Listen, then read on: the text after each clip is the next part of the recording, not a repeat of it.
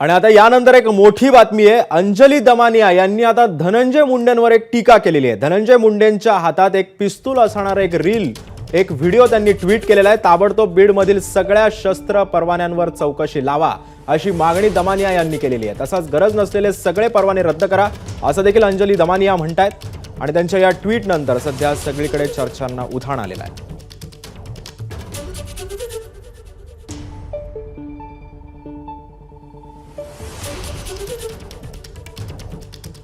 सध्या बीडमध्ये संतोष देशमुख हत्या प्रकरणाची सध्या जोरदार चर्चा असताना अंजली दमानियांनी हे ट्विट केलेलं आहे आणि त्यानंतर त्यांनी या ट्विटमधून मंत्री धनंजय मुंडेंना आपल्या टीकेचं लक्ष केलेलं आहे।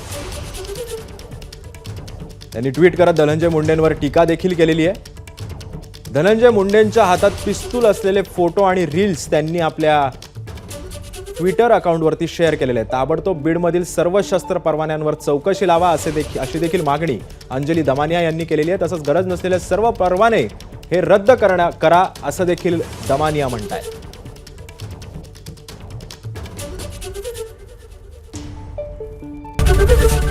एबीपी माझा, उघडा डोळे बघा नीट।